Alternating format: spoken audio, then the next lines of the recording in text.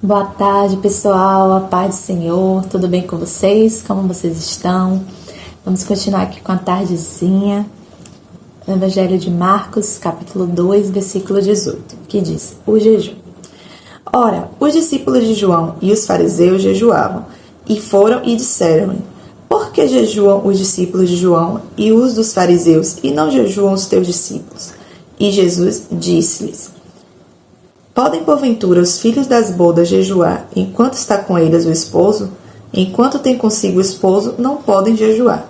Mas dias virão em que lhes será tirado o esposo, e então jejuarão naqueles dias. O que vimos aqui, né? Um conflito de doutrinas. Os discípulos de João jejuavam, aí os fariseus também, os discípulos deles jejuavam, e um querendo ser mais que o outro, dizer que fazia mais que o outro, e aí chega para Jesus e pergunta: peraí, a gente é discípulo, todo mundo discípulo, e a gente está jejuando e os seus não jejuam? Esse primeiro tópico é porque, assim, era costume dos judeus da época jejuarem. A gente vê que lá em Lucas 18, versículo 12, os fariseus, eles falavam, né? Jejuo 2 vezes na semana e dou os dízimos de tudo quanto possuo. Ou seja, eles cumpriam a lei, eles cumpriam a religiosidade, o que tinha que ser feito. Aqui era no intuito de religiosidade mesmo, jejum 2 vezes na semana, tipo assim, não falta, é que nem, sabe, igual o compromisso de se exercitar, é o compromisso aqui de jejuar, de dar o dízimo, era no intuito mecânico. A gente vê lá também em Mateus capítulo 5, versículo 20, Jesus falando: porque vos digo que, se a vossa justiça não exceder a dos escribas e fariseus, de modo nenhum entrareis no reino dos céus. O que é isso? Os escribas e fariseus tinham justiça pela lei. Eles cumpriam a lei. Então aqui Jesus está falando: se a de vocês não exceder e muito, tem umas versões que está escrito não exceder e muito, de maneira nenhuma entrareis no reino dos céus. Ou seja, a gente tem que se achar melhor do que os fariseus e escribas, sem estar fazendo um terço do que eles fizeram. A gente tem que exceder e muito, fazer o que eles faziam e mais. Quando Jesus adverte de que eles davam o dízimo e deixavam de observar a caridade, misericórdia e outras coisas, ali Jesus está falando o quê? Faça estas sem deixar aquelas. Lá em Mateus também. Ou seja, o que é que ele está dizendo? Não é para você deixar de fazer uma coisa em detrimento de outra, fazer pela metade ou fazer sem estar com o coração naquilo. Quando você faz o jejum, aí voltando aqui para a parte do jejum, nesse versículo diz: podem, porventura, os filhos das bodas jejuar enquanto está com eles o esposo? Enquanto tem consigo o esposo, não pode jejuar. Você vai para uma festa, você vai fazer jejum na festa? Se você estiver no propósito do jejum, claro que você vai jejuar até na festa. Mas assim, qual é o ideal? Por exemplo, você vai para uma viagem missionária. O ideal é jejuar na viagem, na batalha, você jejua na batalha, ou você jejua antes, se preparando para a batalha. O jejum é uma preparação. Então aqui eles estavam nas bodas, simulando as bodas do Cordeiro, né? Ou seja, Jesus é o noivo, nós somos a igreja, a noiva dele e tal. Então você está ali na festa, comemorando, você vai comer e beber mesmo com o noivo. Agora, na ausência dele, você vai estar o quê? Triste, choroso, pensando: oh Senhor, volta logo, não aguento essas provações da vida e tal. Então por que os discípulos de Jesus não jejuavam e de João e dos fariseus jejuavam? Porque eles não tinham o mestre, eles seguiam a lei, seguiam a doutrina do mestre, mas não estavam ali convivendo com o mestre. Quem convivia com o mestre eram os discípulos de Jesus, os 12. Então o que acontece? Os de João e dos fariseus, eles entendiam da lei, era o costume da época, jejuar, dar o dízimo, fazer tudo que estava mandando a lei. Mas eles não tinham a presença do mestre com eles. E quando você tem a presença do mestre com você, que era no caso aqui deles, que eles estavam caminhando com Jesus, Jesus é a força deles. Eles não tinham necessidade de estar jejuando, porque eles tinham ali o mestre com eles, entendeu? Então assim, só que Jesus adverte: mas dias virão em que lhes será tirado o esposo, e então jejuarão naqueles dias. Aí nos dias que eles vão estar o quê? Fracos, tristes, sem Jesus ali com eles todos os dias, aí eles vão precisar jejuar. Jejuar, além de pedir força para matar a carne, mortificar o pecado, pedir forças para se santificar mais, ser mais usado, ser limpo, né? Você está dizendo assim: não, para sua carne não, a carne não me governa.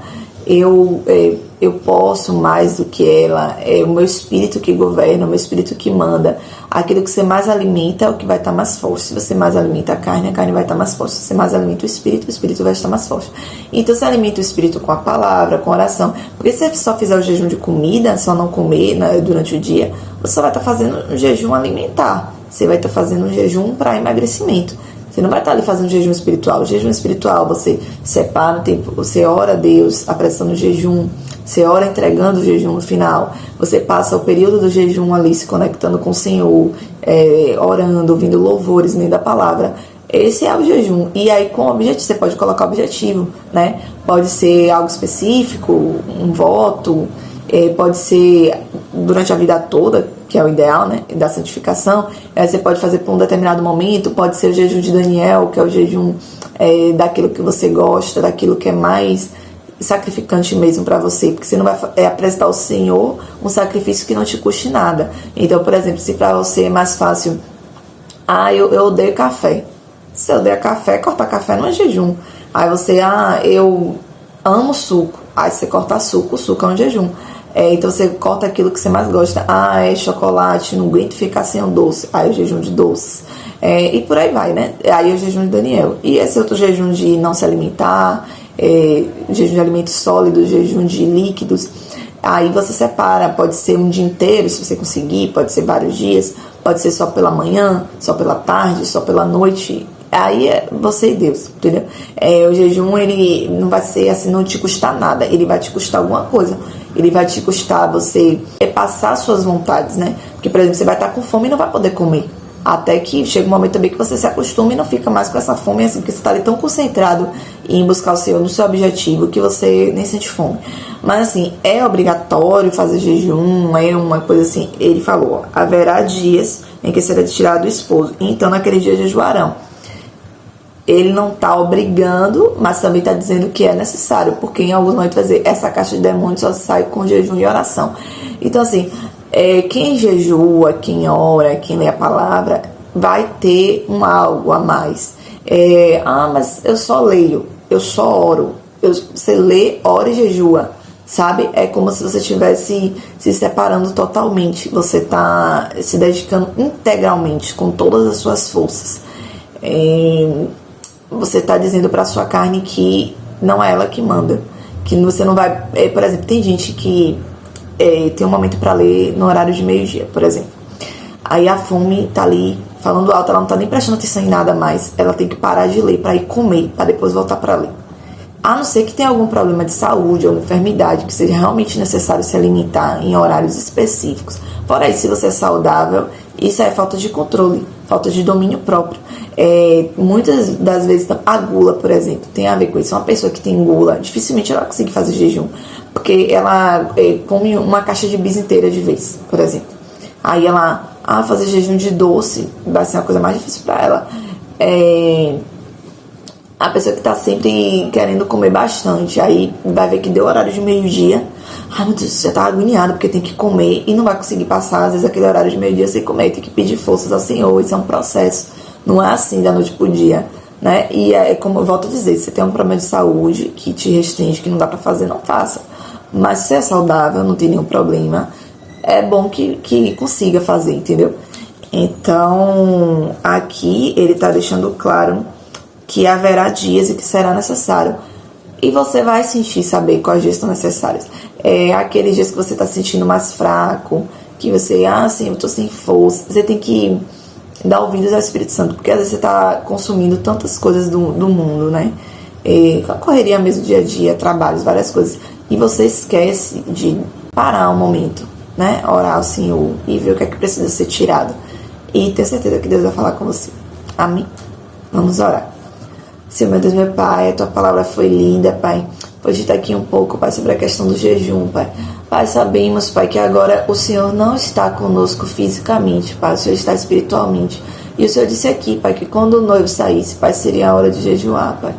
Pai, em nome de Jesus, tem misericórdia de nossas vidas, Pai. Nos dá força, nos ajuda a entender a Tua palavra, Pai. Nos ajuda a Te buscar mais, da forma correta, de uma forma melhor. Nos ajuda a jejuar, Pai. Pai, vai tirando de nós todo vício, Pai. mas tirando de nós todo o pensamento de que a gente não consegue, Pai, mas conseguimos sim, Pai, porque o nosso espírito, Pai, o teu espírito que habita em nós é mais forte do que nossa carne, Pai. Pai, em nome de Jesus, Senhor, vai nos fortificando dia após dia, Pai, nos ajuda a andarmos em santidade, Pai, oh, Pai, para andarmos, Pai, de glória em glória, Senhor, buscando, Pai, sermos perfeitos como o Senhor é perfeito, buscando ser santo como o Senhor é santo, Pai. Pai, nos capacita, nos ajuda, Pai, a cumprir, Deus, Tua palavra como deve ser cumprida, Pai. Nos ajuda, Pai, no nosso momento de busca, Pai, para que a gente venha jejuar, orar, cantar louvores a Ti, Senhor. Separar, ler a Tua palavra, Pai, separar um momento para realmente, Pai, nos dedicarmos ao Senhor, Pai. Que muitas pessoas, Pai, voltem ao lugar secreto, Pai, que elas tiravam para orar ao Senhor, Pai. Aquelas pessoas que nunca fizeram isso, Pai, que sintam de fazer, Pai. Em nome de Jesus, Pai, que a gente não passe um dia sem orar, um dia sem ler a Tua palavra, Pai. Um dia sem falar com o Senhor, Pai. Em nome de Jesus, nos ajuda, Pai, nos chama para perto. Senhor, te oro e te agradeço, em nome de Jesus Cristo. Amém. Amém, pessoal. Fiquem todos com Deus e até a próxima.